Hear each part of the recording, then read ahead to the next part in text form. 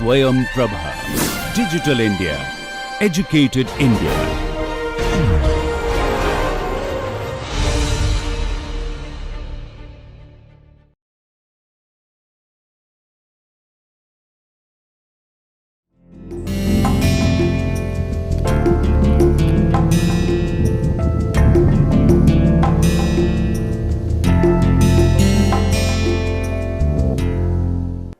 नमस्कार।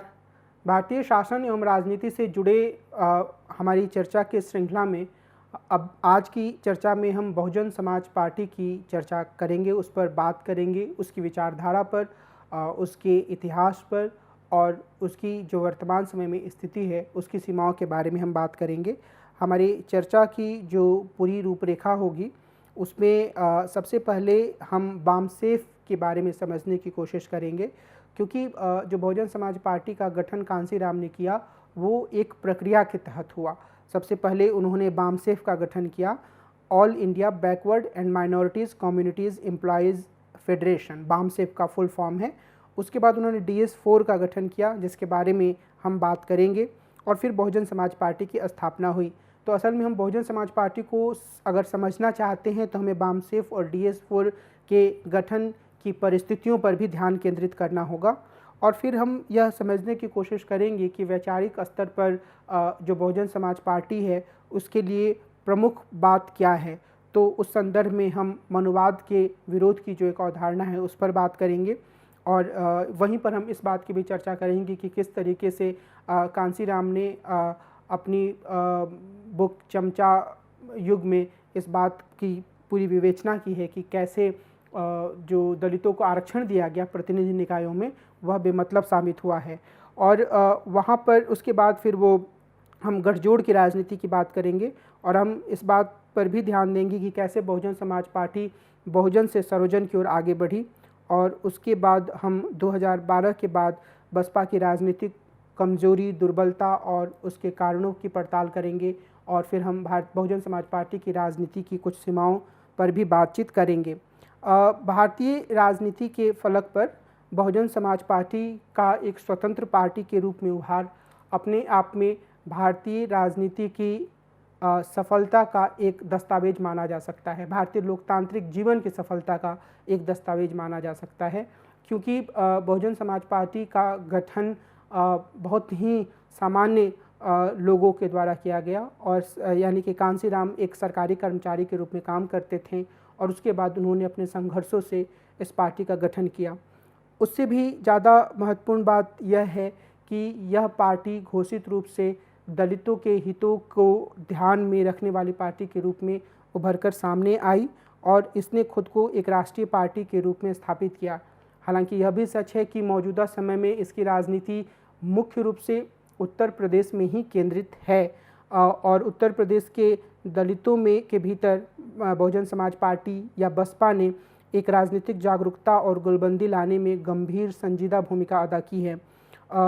हालांकि इसे उत्तर प्रदेश में ही सफलता मिली है, लेकिन देश के अन्य राज्यों में भी जहां दलित हैं और वहां इसने दलितों में आत्मचेतना का संचार किया है, आत्म अभिमान का संचार किया है, और इसे कुछ हद तक उन राज्यों में सफलता भी हासिल हुई है। इसी कारण से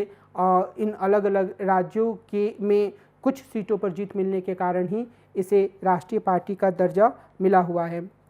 अगर हम बसपा की स्थापना की तरफ बढ़ें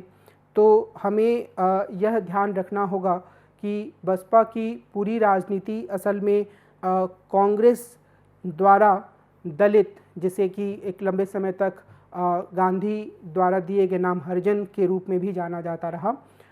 उसकी मुखर राजनीति की अभिव्यक्ति के रूप में है। यानी कि बसपा दलितों की चेतना की मुखर अभिव्यक्ति के रूप में सामने आता है। अगर हम आज़ादी के पहले के दौर पर ध्यान दें तो हम ये देखेंगे कि बाबा साहब भीमराव अंबेडकर ने काफ़ी गंभीरता से लगातार लगकर मेहनत करके इस बात की कोशिश की कि दलितों के भीतर चेतना आए, राजनीतिक चेतना आए, और वो इस बात के सख्त खिलाफ थे कि जो एक व्यापक राजनीतिक मॉडल है या जो एक राष्ट्रीय संघर्ष चल रहा है, जिसे आज़ादी के संघर्ष के रूप में हम सब जानते हैं, उसके भीतर दलितों के मुद्दे को एक छोटे मुद्दे के रूप में समाहित कर लिया जाए। उन्होंने लगातार यह कोशिश की कि दलितों को जिस तरह की वंचना, अस्पृश्यता, हिकारत और उपेक्षा का सामना करना पड़ता है, उसके खिलाफ न सिर्फ पूरे देश में गंभीरता से बात हो, बल्कि अंग्रेजी सरकार भी लगातार उनकी भलाई के लिए काम करे। डॉक्टर अंबेडकर की इन कोशिशों का ही नतीजा था कि महात्मा गांधी ने भी इस प्रश्न पर ध्यान देना आरंभ कर दिया और महात्मा गांधी और डॉक्टर भीमराव अंबेडकर के बीच में जो पूना पैक्ट हुआ था, असल वो पूना पैक्ट में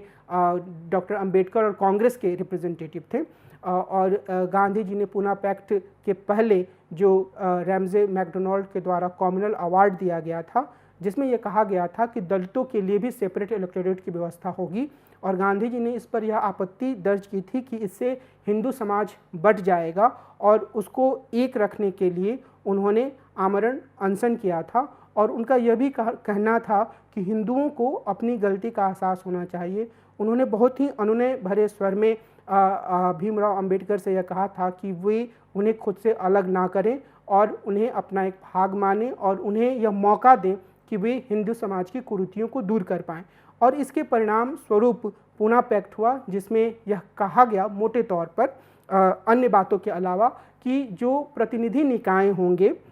जैसे संसद या विधानसभाएं, वहाँ पर अनुसूचित जातियों को उनकी जनसंख्या के अनुपात में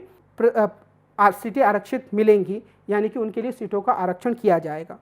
तो ये जब पूना पैक्ट हो गया तो बाद में, और पूना पैक्ट में अन्य कई प्रावधान थे, तो डॉक्टर भीमराव अंबेडकर को आगे चलकर यह एहसास हुआ कि असल में पूना पैक्ट को कभी गंभीरता से लागू करने की कोशिश नहीं की गई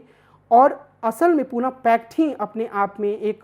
धोखा के रूप में था, क्योंकि उन्हें यह लगा कि अगर पूना पैक्ट नहीं होता और दलितों को पृथक निर्वाचक मंडल मिल जाता तो वो अपने हितों को ज़्यादा अच्छी तरह से अभिव्यक्त कर सकते थे। बहरहाल पूना पैक्ट के किए वायदे के अनुरूप ही जब भारतीय संविधान बना तो उसमें दलितों के लिए, यानी कि अनुसूचित जातियों के लिए और अनुसूचित जनजातियों के लिए सीटों को आरक्षित किया गया। और उस समय डॉक्टर अंबेडकर ने अलग से इस मुद्दे को नहीं उठाया। इसका अर्थ यह है कि उन्होंने भी इस बात को स्वीकार किया कि यह एक ऐसी व्यवस्था है जिसके माध्यम से दलितों के लिए उचित प्रतिनिधित्व की व्यवस्था की जा सकती है। इसके बाद जब चुनाव हुए, चूँकि अंबेडकर एक बड़ी राजनीतिक शक्ति के रूप में उत्तर भारत में अपनी पार्टी को नहीं जमा पाए थे, उन्होंने रिपब्लिकन पार्टी का गठन किया, लेकिन उसके पहले भी उनकी एक पार्टी थी शेड्यूल्ड कास्ट फेडरेशन के रूप में, लेकिन उनकी पार्टी को चुनाव में बहुत ज़्यादा कामयाबी नहीं मिली। 1956 में डॉक्टर अंबेडकर का देहांत हो गया और उसके बाद Republican party of India Maharashtra में केंद्रित रही और वो कई धड़ों में बढ़ती रही। इसके अलावा पूरे देश में जो दलित मतदाता थे वो मोटे तौर पर कांग्रेस को वोट देते रहे और कांग्रेस एक ऐसी पार्टी रही जिसे दलितों का खूब समर्थन मिला उत्तर भारत के तमाम राज्यों में। और जब मैं कांग्रेस पार्टी के बारे में आपको बता रहा था तो मैंने आपको यह बताया कि बहुत सारे समाजशास्त्री और राजनीतिक विश्लेषक यह मानते हैं कि 1970 के दशक में जब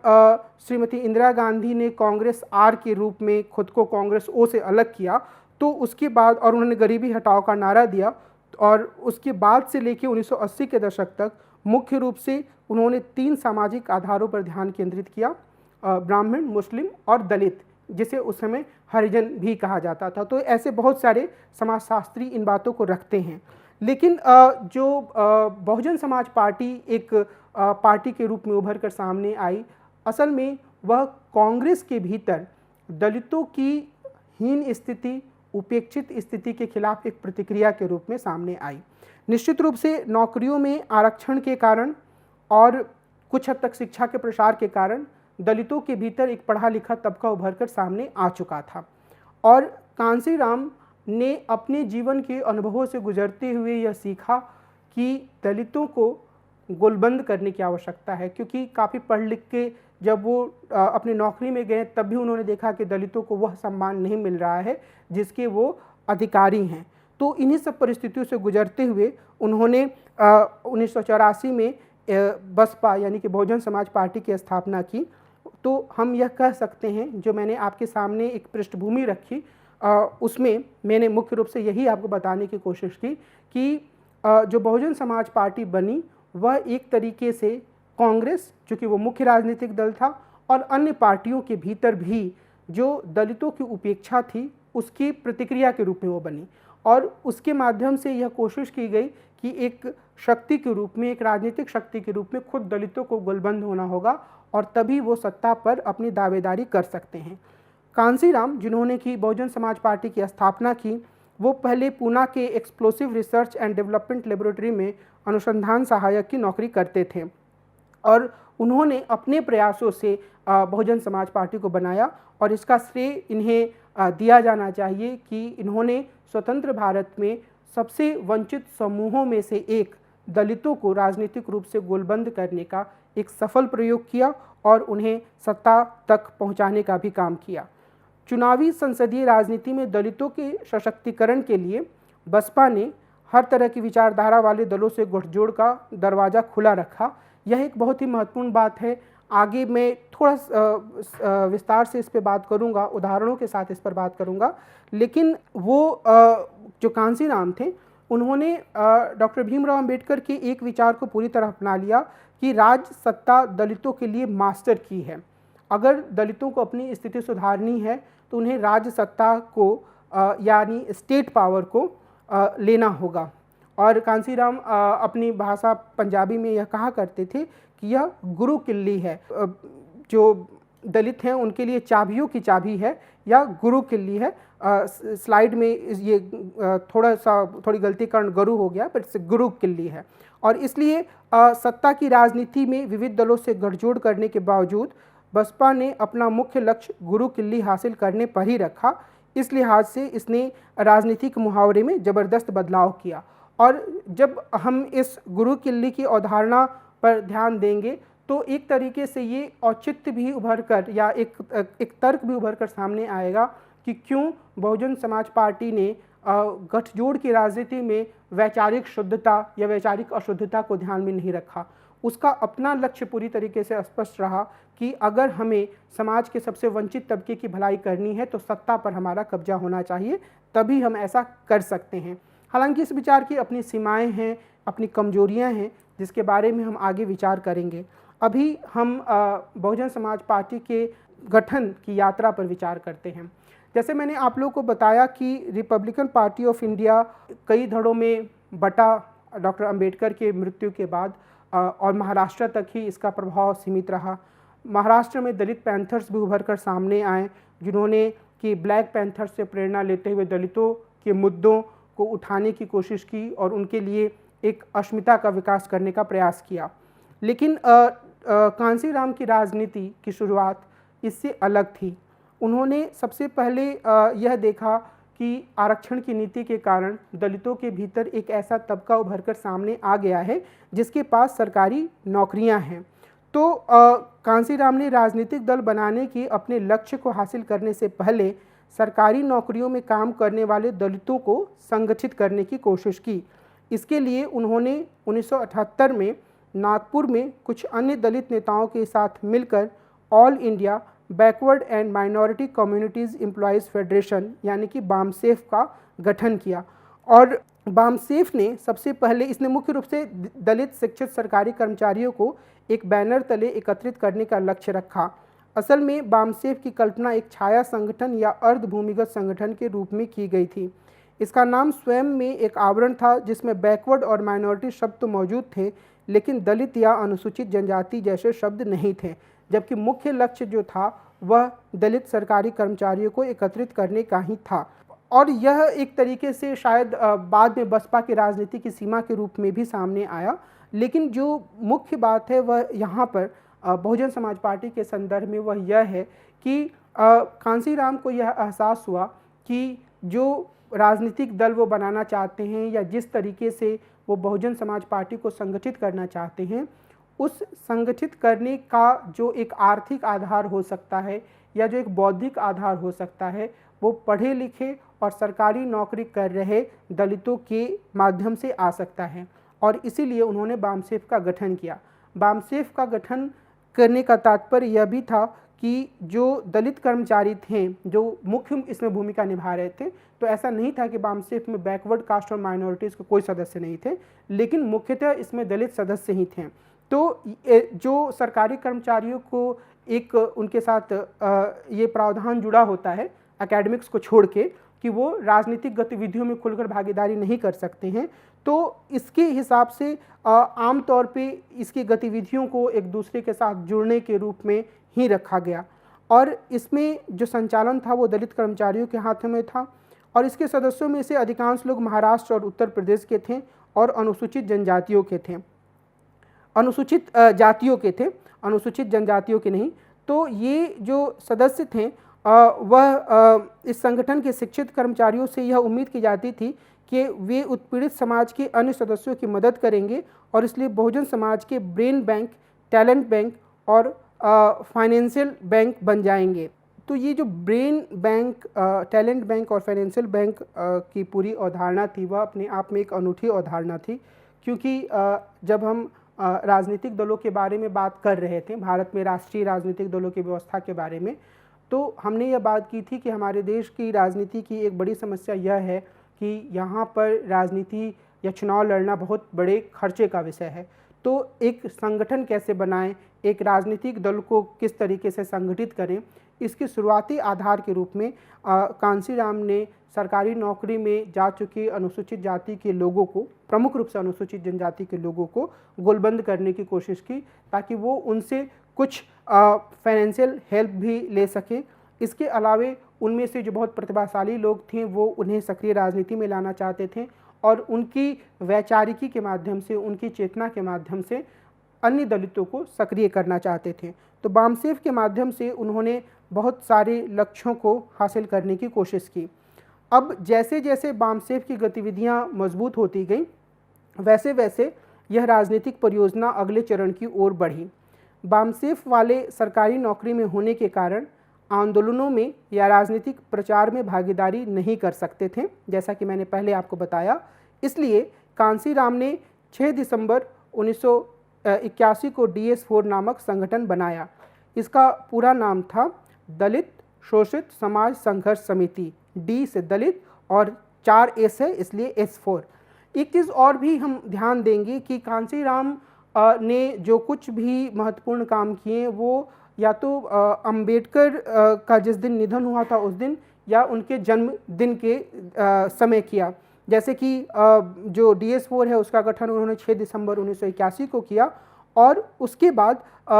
जो बहुजन समाज पार्टी की स्थापना थी वो उन्होंने 14 अप्रैल 1984 को किया। तो ये जो DS4 था यह भी पूरी तरीके से एक ऐसा संगठन नहीं था जिसका लक्ष्य यह था कि वह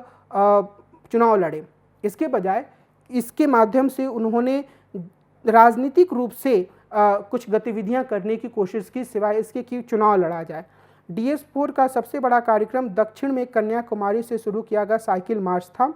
इसी के साथ इसने उत्तर पूर्व में कोहिमा से, पश्चिम में पोरबंदर से और पूर्व में पुरी से साइकिल यात्राएं शुरू की। ये चारों यात्राएं 100 दिसंबर तक चली, 100 दिन तक चली। 6 दिसंबर 1982 से शुरू होकर यह कार्यक्रम 15 मार्च 1983 तक चला। फिर दिल्ली पहुंचकर करीब 3 लाख लोगों की एक विशाल रैली हुई और 1983 की दिल्ली रैली ने कांसीराम के सामने बहुजन समाज आंदोलन के लिए एक राजनीतिक दल की ज़रूरत को साफ कर दिया। यहाँ हमें यह ध्यान रखने की आवश्यकता है कि शुरुआती दौर में कांसीराम ने काफ़ी मेहनत से लोगों को जोड़ने की कोशिश की और उन्होंने राजनीतिक चेतना लाने के लिए एक अलग तरह की प्रविधि का इस्तेमाल किया। स्वतंत्र भारत में आमतौर पर इस तरह की जो कोशिश है उसका हम मोटे तौर पर कम प्रयोग देख सकते हैं। उन्होंने देश के अलग अलग भागों में साइकिल से यात्राएं करने का लक्ष्य रखा, अपने विश्वस्त सहयोगियों को भी इससे जोड़ा। वो अलग अलग स्थानों पर जाते थे, 100-100, 200-200, 250-250 लोगों की नुक्कड़ सभाओं को संबोधित करते थे। उन्हें बार बार यह बताने की कोशिश करते थे कि किस तरह जो लोग, जो दलित भी चुनकर गए हैं कांग्रेस के टिकट पर या अन्य पार्टियों के टिकट पर वो दलितों के हित में काम करने में कैसे असमर्थ है, कैसे वो अपनी मुख्य पार्टी के एजेंडा को ही आगे बढ़ा रहे हैं और क्यों दलितों को खुद को गोलबंद करके बाबा साहब भीमराव अंबेडकर के विचारों के अनुसार खुद को एक दूसरे को जोड़कर सामाजिक परिवर्तन के लिए एक अलग राजनीति करने की आवश्यकता है। तो उनकी जो यह कोशिश थी वह सीधे तौर पर राजनीतिक नहीं थी, क्योंकि राजनीति में अक्सर लोग चुनावों के समय जनता के बीच में जाते हैं, अपनी मैनिफेस्टो को रखते हैं, अपनी सभाएं करते हैं और लोगों को अपने पक्ष में वोट डालने के लिए कहते हैं। इसके पहले कांसीराम देश के अलग अलग भागों में गए, साइकिल से यात्राएं करते हुए उन्होंने लोगों के भीतर, दलितों के भीतर उनकी वास्तविक स्थिति के बारे में एक समझ बनाने की कोशिश की। तो इसके माध्यम से न सिर्फ वो अपनी राजनीतिक दल का प्रचार कर रहे थे, बल्कि उन्होंने दलितों को,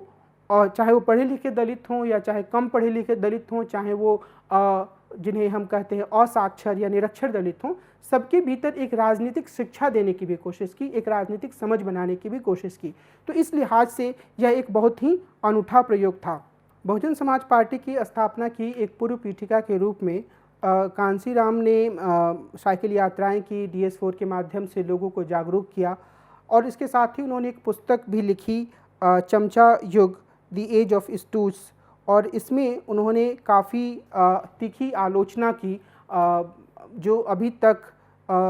सांसद चुने जा रहे थे। उन्होंने पूना पैक्ट की आलोचना की और उन्होंने ये कहा कि पूना पैक्ट ने यह सुनिश्चित कर दिया कि दलितों में से जो प्रतिनिधि चुने जाएंगे आरक्षित सीटों पर, वो और कुछ नहीं बल्कि चमचे होंगे। उनका यह कहना था और उन्होंने बहुत विस्तार से यह दिखाया कि कैसे दलितों में अलग अलग तरीके के चमचे होते हैं, यानी कि ऐसे लोग जो स्वाभिमान के साथ अपने समुदाय या अपने हित की बातों को ना रखकर किसी न किसी तरीके से सामने वाले व्यक्ति को खुश करने की कोशिश करते थे और वो सामने वाला व्यक्ति प्रभुत्वशाली जाति या फिर प्रभुत्वशाली समुदाय या प्रभुत्वशाली पार्टी का सदस्य होता था। तो उन्होंने यह बताया कांसीराम ने कि चूँकि जो आरक्षित सीटें होती हैं वहाँ पर जो दलित उम्मीदवार होते हैं, अनुसूचित जाति के जो उम्मीदवार होते हैं, उन्हें अपनी जीत के लिए दूसरे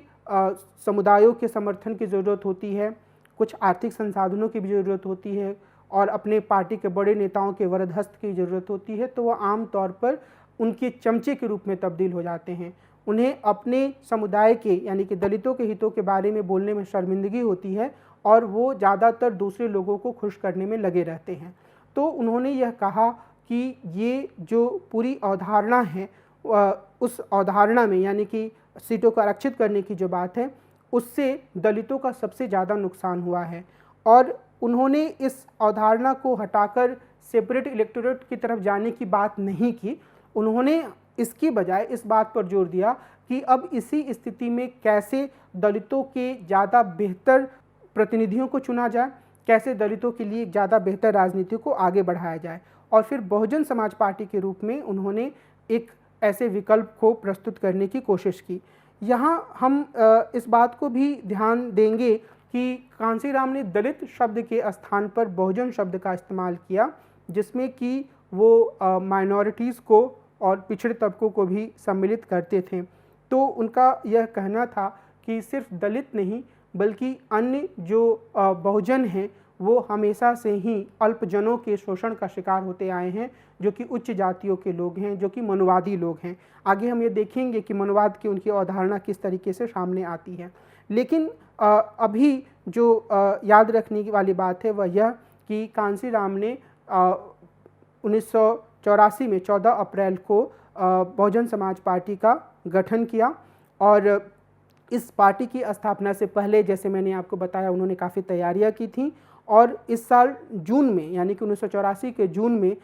इस पार्टी का पहला राष्ट्रीय अधिवेशन हुआ और इसे चुनाव आयोग में पंजीकृत कराया गया। बसपा ने अपने गठन के तुरंत बाद 1984 का संसदीय चुनाव लड़ा और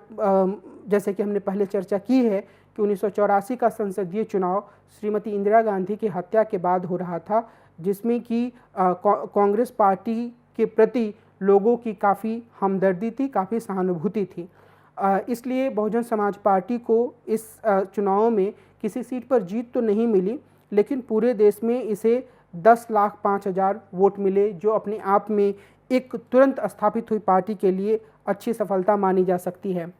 उसके बाद कांसीराम ने 1985 से 1989 के बीच उत्तर प्रदेश में अपने पैर जमाने की कोशिश की। कांसीराम के बारे में एक बहुत ही प्रसिद्ध बात प्रचलित हुई, जो कि वो अपने समर्थकों से कहा करते थे कि जब आप पहला चुनाव लड़ें तो आप हारने के लिए लड़ें, जब आप दूसरा चुनाव लड़ें तो हराने के लिए लड़ें, और जब आप तीसरा चुनाव लड़ें तो जीतने के लिए लड़ें, लेकिन चुनाव लड़ें ज़रूर। और इस लिहाज से गुरु किल्ली की जो बात हमने शुरू में की थी, सत्ता की चाबी, उसे हासिल करने की कोशिश लगातार करते रहें। तो वो बार बार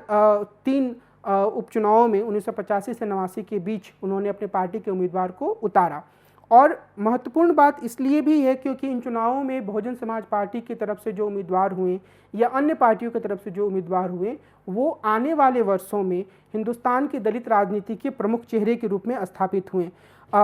सबसे पहले दिसंबर 1989 में,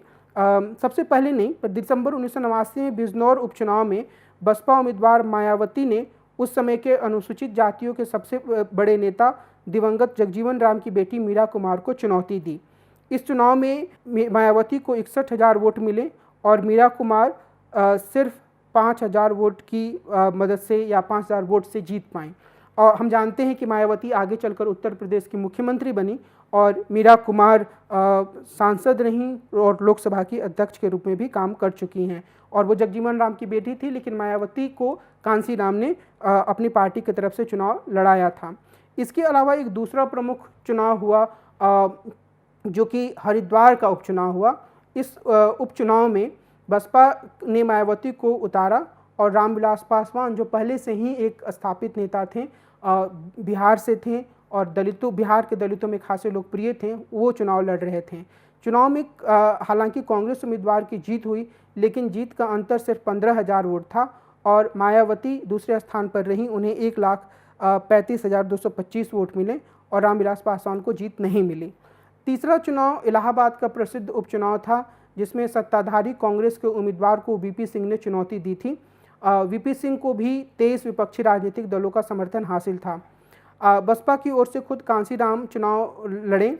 और इस उपचुनाव में, और वीपी सिंह जब चुनाव लड़ रहे थे तो मुझे उम्मीद है, चूँकि हमने पहले भी इसकी चर्चा की है कांग्रेस के समय में, कि वीपी सिंह बोफोर्स घोटाले के कारण राजीव गांधी के मंत्रिमंडल से हटने के बाद चुनाव लड़ रहे थे और उन्हें 23 विपक्षी दलों का समर्थन मिला हुआ था। बसपा की ओर से जब कांसीराम चुनाव लड़े तो उन्हें 71,586 वोट मिले और वे तीसरे स्थान पर रहे। ये तीनों उपचुनाव काफ़ी महत्वपूर्ण हैं क्योंकि इसमें बसपा के पास अपने विरोधियों की तुलना में बहुत कम संसाधन थे। बसपा साइकिल के प्रचार और जनसंपर्क द्वारा खासतौर पर दलित मतदाताओं का समर्थन हासिल करने की कोशिश करती रही और उसे काफ़ी सफलता भी मिली। इससे एक ओर बसपा का आधार पुख्ता हुआ, वहीं दूसरी ओर इसने दलितों के भीतर राजनीतिक चेतना पैदा की। तो एक लिहाज से अपने गठन के शुरुआती 5 से 6 सालों में कांसीराम ने इन उपचुनावों का प्रयोग एक बार फिर से दलितों के भीतर चेतना जगाने के लिए की। जिस तरीके से वो साइकिल यात्राओं के माध्यम से दलितों के भीतर चेतना जगाते थे, वैसे ही उन्हें यह एहसास हुआ कि चुनावों का उपयोग भी इस रूप में किया जा सकता है, क्योंकि जब एक उम्मीदवार चुनाव लड़ता है तो वो चुनाव जीत सकता है, चुनाव हार सकता है, हो सकता है चुनाव में उसकी जमानत भी जब्त हो जाए, लेकिन जब वो चुनाव लड़ता है तो चुनाव का उपयोग वो एक ऐसे माध्यम के रूप में कर सकता है जब वह अपने विचारों को, अलग अलग मुद्दों के बारे में अपनी राय को लोगों के सामने रखे। और इसी लिहाज से कांसीराम ने चुनाव लड़ने पर जोर दिया और वो इन तीनों चुनाव में अपने उम्मीदवारों को लेकर आए। साइकिल से उन्होंने जनसंपर्क किया, उनके पास संसाधनों की कमी थी, लेकिन फिर भी उन्हें तुलनात्मक रूप से अच्छी खासी सफलता मिली और दलितों के भीतर उन्होंने जागरूकता जगाने में कामयाबी पाई। एक जो प्रमुख वैचारिक आधार बहुजन समाज पार्टी का बना, वह मनुवाद का विरोध था। असल में मनुवाद यह शब्द भी कांसीराम के द्वारा लोकप्रिय किया गया और बाद के वर्षों में यह इतना लोकप्रिय हो गया कि अच्छे खासे पढ़े लिखे लोगों को अगर कोई मनुवादी कह देता था तो वो नाराज़ हो जाते थे और बाद में मनुवाद से ज़्यादा ब्राह्मणवाद शब्द प्रचलन में आया। लेकिन कुल मिलाकर जब कांसीराम ने मनुवाद शब्द का इस्तेमाल किया तो वो इसके माध्यम से वे कांग्रेस की और दूसरे दलों की अनुसूचित जातियों और जनजातियों के नेताओं की राजनीति से काफ़ी अलग किस्म की राजनीति करने पर जोर दे रहे थे और उन्होंने मंदिर प्रवेश या दलित पैंथरों द्वारा चलाए गए नामांतर सरीखे आंदोलनों की ओर ध्यान नहीं दिया। यानी कि वो प्रतीकात्मक बातों की ओर नहीं गए, क्योंकि मंदिर प्रवेश का एक आंदोलन था जो कि हिंदू धर्म में हिस्सेदारी के लिए था। यहाँ हमें यह याद रखने की ज़रूरत है कि खुद डॉक्टर भीमराव अंबेडकर ने मंदिर प्रवेश आंदोलन को काफ़ी पहले ही छोड़ दिया था और उन्होंने यह महसूस कर लिया था कि असल में इस तरह के प्रतीकात्मक बातों से ज़्यादा कुछ हासिल नहीं किया जा सकता है। दलित पैंथरों ने यह कोशिश की कि वो दलित अस्मिता को मजबूत बनाने के लिए अलग अलग स्थानों पर जो प्रमुख संस्थान हैं उन्हें उनका नामांतरण करके दलित आइकॉन के नामों के आधार पर रखा जाए, यह उनकी कोशिश रही थी, यह उनकी रणनीति का एक भाग था। लेकिन बहुजन समाज पार्टी ने ब्राह्मणवादी व्यवस्था के लिए मनुवाद शब्द का प्रयोग करते हुए इसकी तीखी आलोचना की। इसने कांग्रेस के भीतर दलितों के प्रतिनिधित्व को चमचागिरी का प्रमाण माना, अर्थात इसने यह तर्क दिया कि कांग्रेस के दलित नेता दलितों के हितों के बजाय ऊंची जाति के अपने आकाओं को खुश करने में लगे रहते हैं। जो मनुवाद की बात है उसमें यह समझने की ज़रूरत है कि जब किसी के लिए मनुवादी होने का आरोप लगाया गया किसी पर, तो इसका अर्थ क्या था। इसका मतलब यहाँ पर यह है कि एक ऐसा व्यक्ति जो जाति व्यवस्था की संरचना को स्वीकार करता है, एक ऐसा व्यक्ति जो यह मानता है कि वर्ण या जाति की जो व्यवस्था है उसमें जो ऊंच नीच की बात कही गई है उसमें कुछ ना कुछ वैल्यू तो है। और यह मानने का मतलब है कांसीराम के अनुसार कि ऐसे व्यक्ति से आप यह उम्मीद नहीं कर सकते हैं कि वह समानता में भरोसा रखें। ऐसे व्यक्ति से आप यह उम्मीद नहीं कर सकते हैं कि वह वास्तविक अर्थों में जातिगत भेदभाव का विरोध करेगा। ऐसे व्यक्ति से आप यह उम्मीद नहीं कर सकते हैं कि वह दलितों के अधिकारों के लिए ईमानदारी से संघर्ष करेगा। तो कांसीराम ने इस बात पर जोर दिया कि ये जो मनुवादी है या जो मनुवाद की जो पूरी एक जकड़न है वो समाज में बहुत ज़्यादा है, वह हर स्तर के लोगों में मौजूद है और ख़ास तौर पे जो गैर दलित हैं, और इससे तभी मुक्ति पाई जा सकती है जबकि जो चमचागिरी की राजनीति है उससे अलग हटकर दलितों के वास्तविक प्रतिनिधित्व की राजनीति की जाए। जब तक दलितों के वास्तविक प्रतिनिधित्व की राजनीति नहीं होगी तब तक मनुवाद का बोलबाला रहेगा, ऐसा उन्होंने कहा और इसी आधार पर उन्होंने अपनी राजनीति को संगठित करने की कोशिश की। जैसे कि बहुजन समाज पार्टी के नाम से भी साफ है कि बहुजन समाज पार्टी की राजनीति में सिर्फ नाम में दलित कहीं से नहीं आता है, अनुसूचित जाति शब्द कहीं से नहीं आता है। तो उनकी जो मुख्य कोशिश थी वो ये थी कि दलितों, पिछड़ों और अल्पसंख्यकों को एक साथ जोड़ा जाए और इस संदर्भ में वो कई तरह के नारे को लेकर भी आए और इसे उन्होंने प्रसिद्धि भी दी। अपनी छोटी छोटी नुक्कड़ सभाओं में भी इसकी वो बात करते थे। जैसे उन्होंने यह कहा कि जो बहुजन की बात करेगा वो सत्ता पर राज करेगा, और इसका अर्थ यही था कि जो बहुजन जो कि 80% है पूर्ण जनसंख्या का, आप उनकी हितों की उपेक्षा करके, उनके मुद्दों की उपेक्षा करके आप दिल्ली पर या सत्ता पर राज करने का स्वप्न नहीं देख रहे थे। लेकिन यह भी हकीकत है कि बहुजन शब्दावली को अपनाने के बावजूद जो बहुजन समाज पार्टी का जोर रहा वह दलित जातियों को संगठित करने में ही खर्च हुआ, और आम तौर पर जो दूसरी पिछड़ी जातियां हैं वह अन्य राजनीतिक दलों से, खासतौर पर उन राजनीतिक दलों से जुड़ी जो कि सोशलिस्ट विचारधारा को लेकर सामने आ रही थी। तो यह जो बहुजन की बात थी वह उतनी ज़्यादा कामयाब नहीं हुई और बहुजन समाज पार्टी मुख्य रूप से दलित जातियों तक ही केंद्रित रही। इसके अलावा आरंभिक दौर में बसपा ने इस बात जो ज़मीन का मुद्दा है उसको भी गंभीरता से लिया और इसने यह नारा दिया कि जो ज़मीन सरकारी है वो ज़मीन हमारी है, और इसके माध्यम से उन्होंने यानी कि बहुजन समाज पार्टी और उसके नेता कांसीराम ने जो भूमिहीन दलित थे या भूमिहीन पिछड़े जातियों के लोग थे उन्हें खुद से जोड़ने की कोशिश की। और 1990 के दशक के बाद से बसपा ने आर्थिक शोषण से ज़्यादा आत्मसम्मान और अस्मिता के प्रश्नों पर जोर देना शुरू कर दिया। तो आर्थिक मुद्दे थोड़े पीछे चले गए। अब यहाँ एक चीज़ और समझने की ज़रूरत है, और वह यह कि बहुजन समाज पार्टी की जो राजनीति है, उस राजनीति में और बिहार के कुछ इलाकों में जो भाकपा माले, भारतीय कम्युनिस्ट पार्टी मार्क्सवादी लेनिनवादी की राजनीति रही, दोनों में एक बुनियादी फ़र्क है। हालांकि भाकपा माले जो अभी भी एक संसदीय पार्टी के रूप में काम कर रही है, उसमें भी दलितों का अच्छा खासा प्रतिनिधित्व भी रहा, हिस्सेदारी भी रही। हालांकि उच्च नेतृत्व पर अभी भी कोई दलित नहीं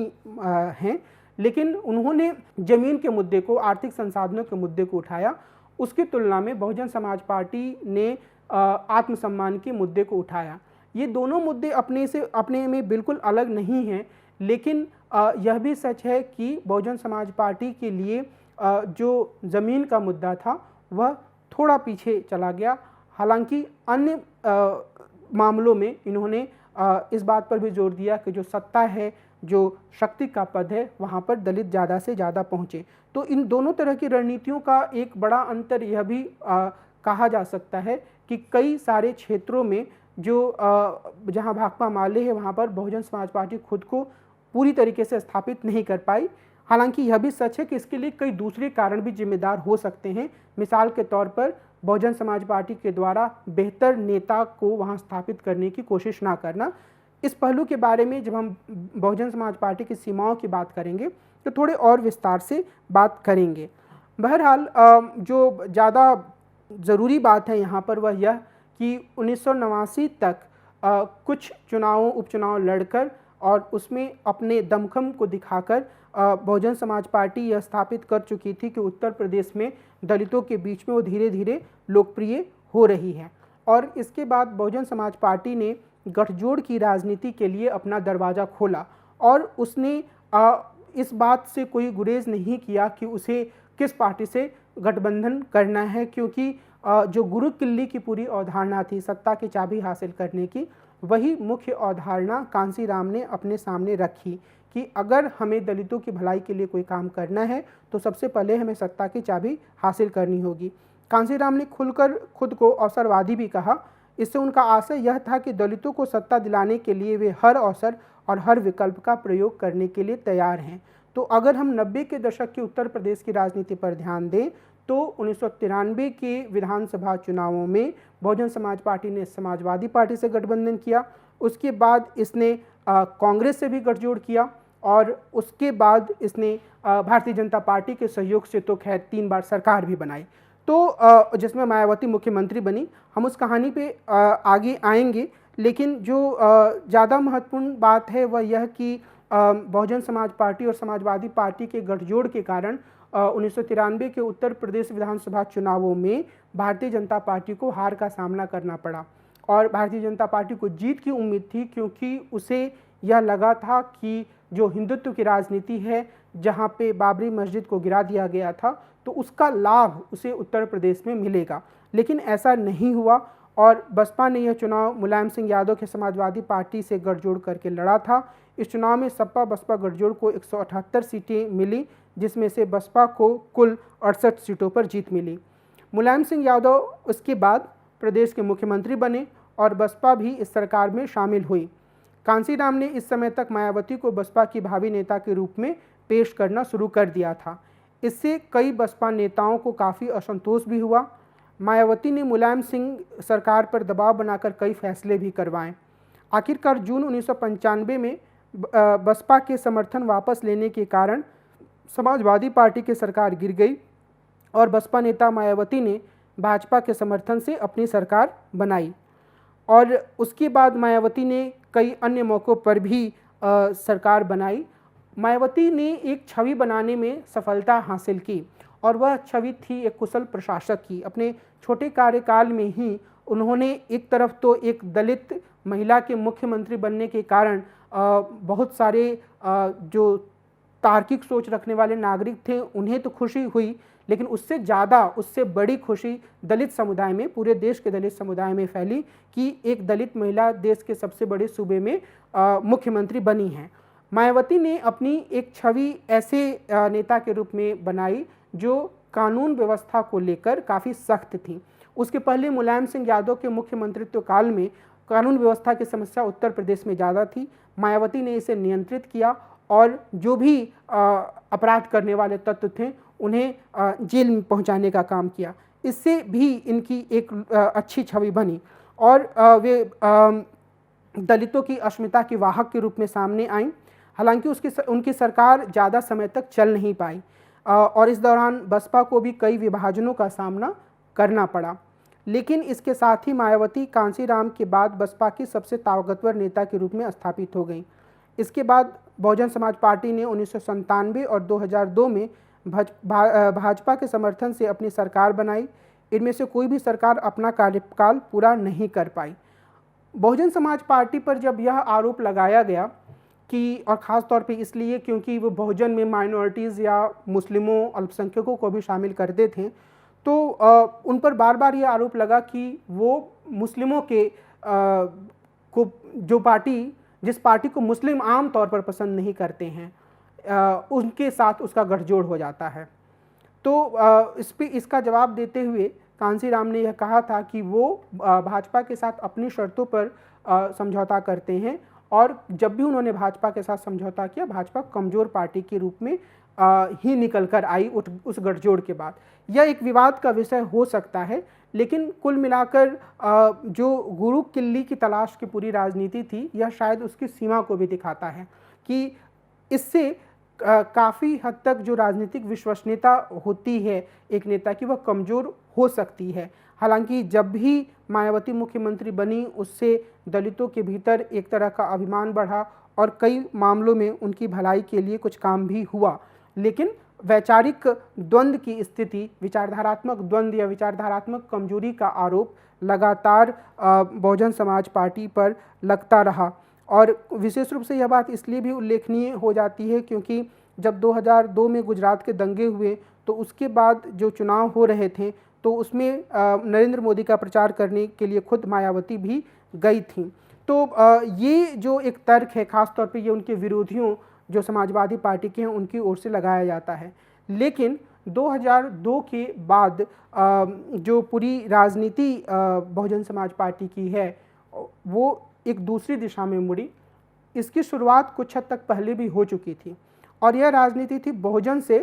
सर्वजन की ओर। यानी कि अगर बहुत ही व्यवहारिक शब्दावली में बात की जाए तो अब मायावती के नेतृत्व में बहुजन समाज पार्टी ने, और कांसीराम को भी इसका समर्थन प्राप्त था,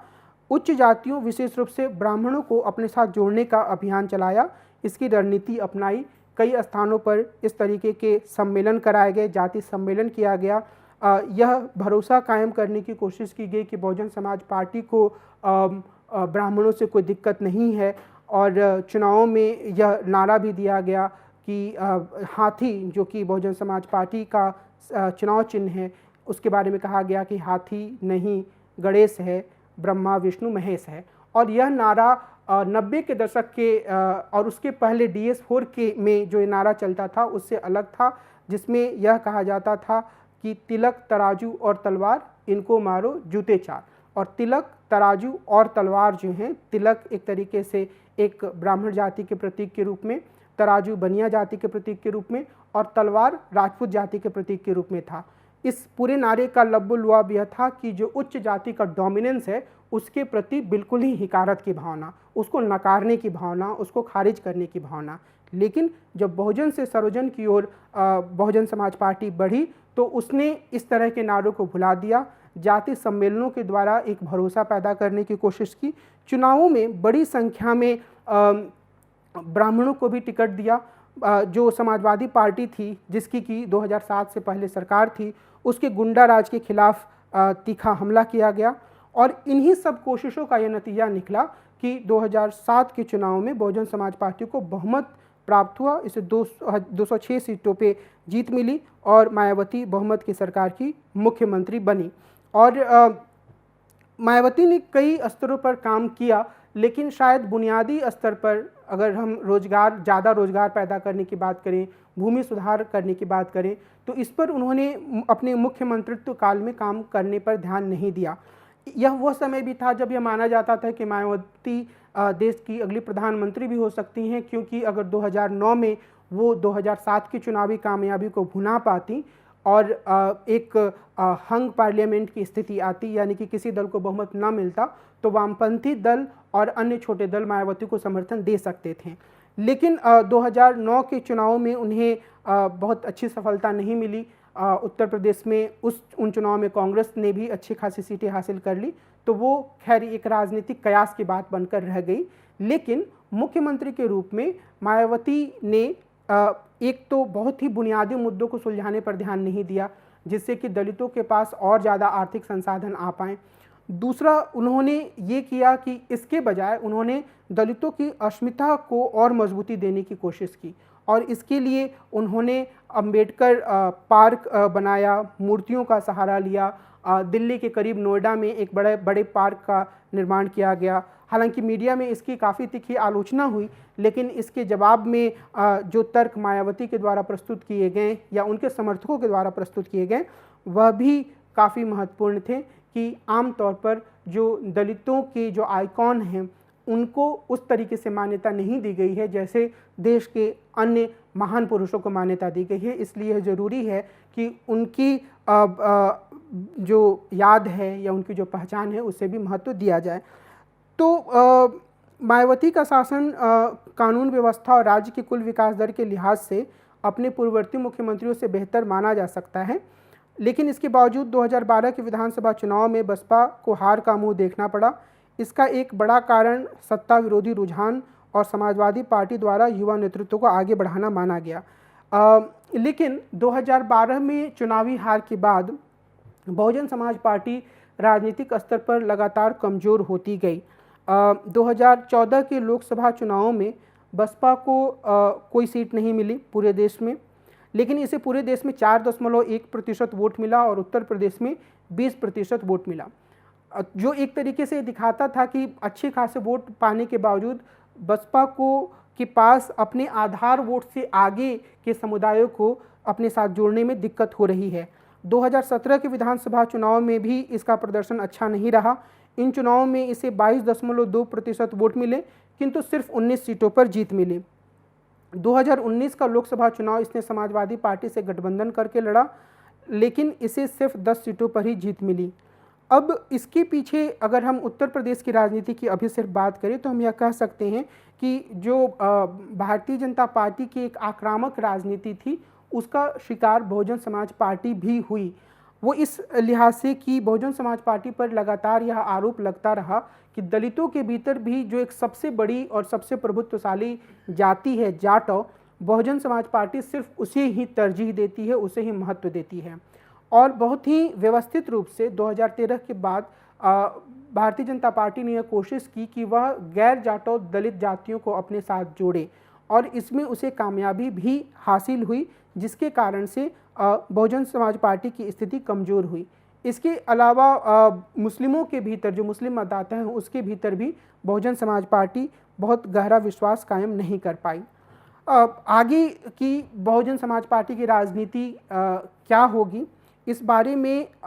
मुझे लगता है कि अगर हम बहुजन समाज पार्टी की कुछ सीमाओं पर ध्यान दें तो बात ज़्यादा खुले रूप में सामने आ पाएगी, क्योंकि जब तक बहुजन समाज पार्टी इन सीमाओं को दूर नहीं करेगी तब तक वो भारत की राजनीति में खुद को बहुत मजबूती से स्थापित कर पाएगी। इसकी संभावना थोड़ी कम ही है। सबसे पहली सीमा जो बहुजन समाज पार्टी की है वह यह है कि नेतृत्व के स्तर पर मायावती के बाद कोई बड़ा नेता मौजूद नहीं है। यह नेतृत्व के स्तर पर एक बड़ी सीमा है, क्योंकि हर एक मौके पर हर राजनीतिक दल में अलग अलग स्तर के नेता होने चाहिए जो सर्वोच्च नेता के अनुपूरक का काम करें। लेकिन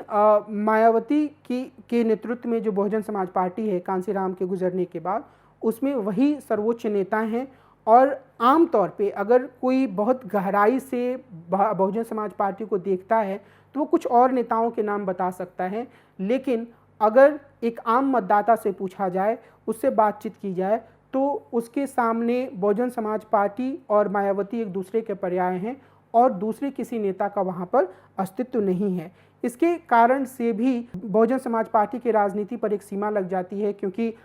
एक नेता या एक फेस को के काम करने की एक सीमा होती है और वो बहुत गहरे स्तर पर जाकर हर विधानसभा क्षेत्र या अलग अलग राज्यों में जाकर प्रचार नहीं कर पाते हैं। और यहीं पर बसपा की दूसरी सीमा भी आ जाती है कि दूसरे राज्यों में बहुजन समाज पार्टी अपना विस्तार नहीं कर पा रही है और यह मोटे तौर पर उत्तर प्रदेश में केंद्रित पार्टी बनकर रह गई है। हालांकि चाहे वो बिहार हो, चाहे वो कर्नाटक हो, चाहे वो उत्तराखंड हो, चाहे वो दिल्ली हो, इन सभी जगहों पर बहुजन समाज पार्टी को अच्छे खासे वोट मिलते हैं। अच्छे खासे से यहाँ मेरा तात्पर्य 20% नहीं है, लेकिन 8 से 10% तक या उससे थोड़े ज़्यादा वोट जरूर मिलते हैं,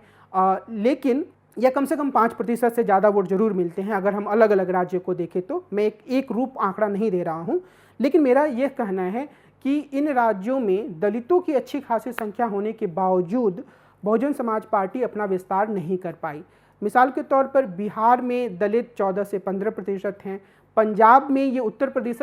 प्रदेश से भी ज़्यादा हैं और अन्य राज्यों में भी इनकी उपस्थिति है, लेकिन बहुजन समाज पार्टी इन राज्यों में अपने पैर नहीं जमा पाई।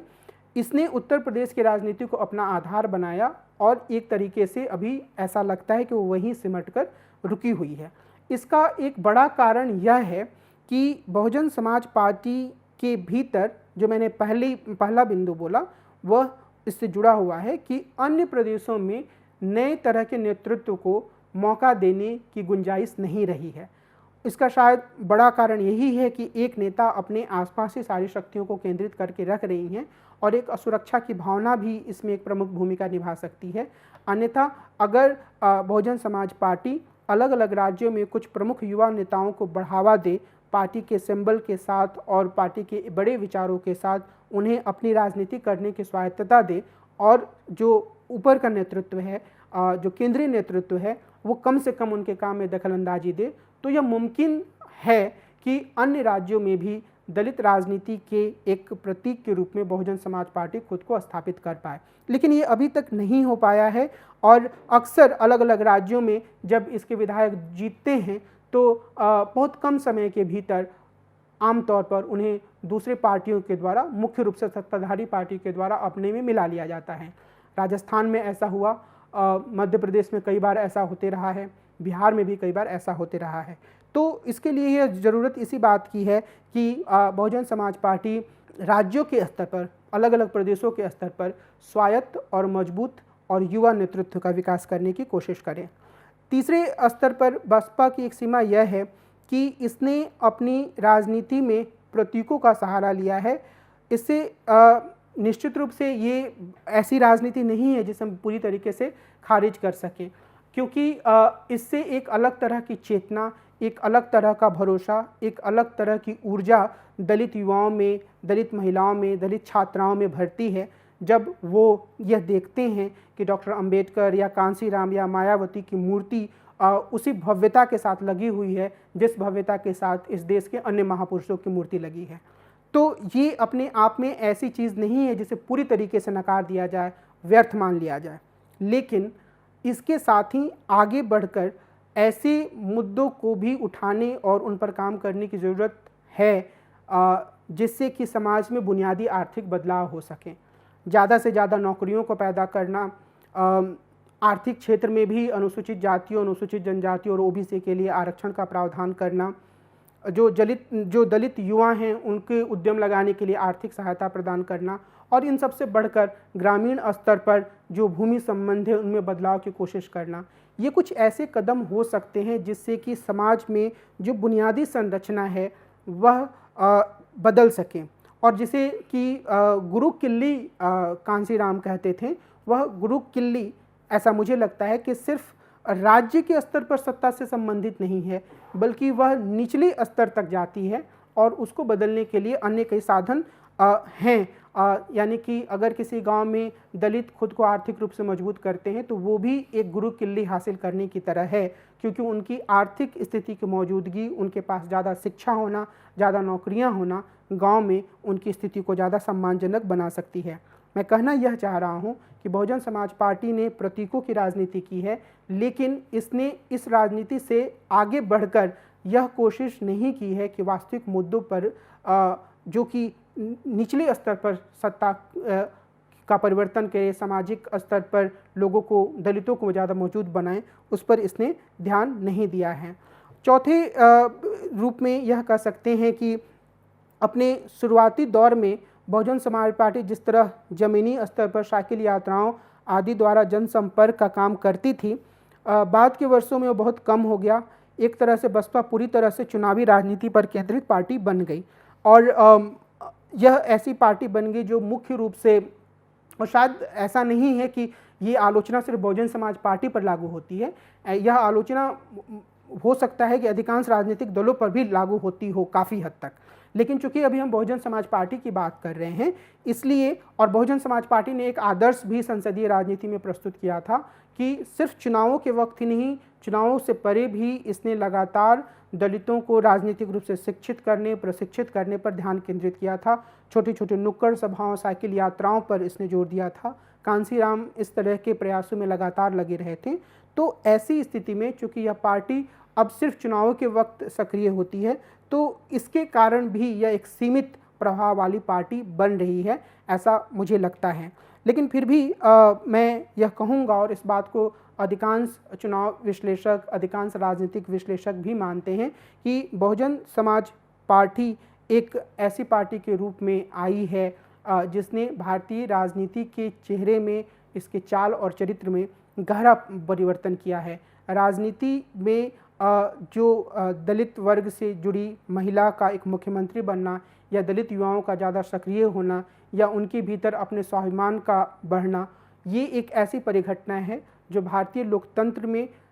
सबसे सकारात्मक परिवर्तनों में से एक महत्वपूर्ण परिवर्तन है, और ये भूमिका बहुजन समाज पार्टी ने निभाई है। हालांकि बहुजन समाज पार्टी के भविष्य के रास्ते में बहुत सारी चुनौतियां हैं। बहुजन समाज पार्टी को सक्रिय रूप से यह कोशिश भी करनी होगी कि वह यह दिखा पाए कि वह सिर्फ एक या दो प्रभुत्वशाली दलित जातियों की पार्टी नहीं है, बल्कि इसमें अन्य छोटी छोटी दलित जातियों के लिए भी गुंजाइश है। और इसके अलावा इससे आगे बढ़ते हुए अन्य समुदायों के साथ सिर्फ चुनावी स्तर का ही गठजोड़ न बने, बल्कि एक सामाजिक तालमेल बने, जिससे कि यह एक ऐसे सामाजिक आधार का निर्माण कर पाए जिससे इसकी राजनीति को विस्तार मिले। तो बहुजन समाज पार्टी की चुनौतियां काफ़ी गहरी हैं भविष्य के लिए, लेकिन निश्चित रूप से भारतीय राजनीति में इसने एक अमूल्य योगदान दिया है और इस बात से कोई इनकार नहीं कर सकता है। बहुजन समाज पार्टी के बारे में मैं अपनी इस चर्चा को यहीं विराम दूंगा, और मैंने यह कोशिश की इस पूरी चर्चा में कि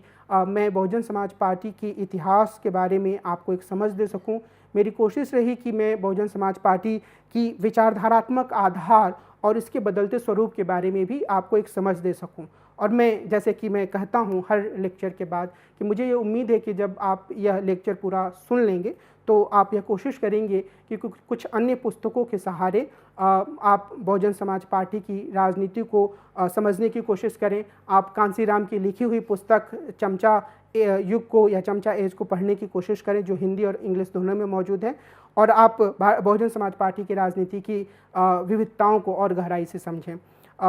मैं अपनी इस चर्चा को यहीं विराम देता हूं, और अगले अंक में हम भारतीय शासन एवं राजनीति से जुड़े किसी अन्य मुद्दे की चर्चा करेंगे। नमस्कार।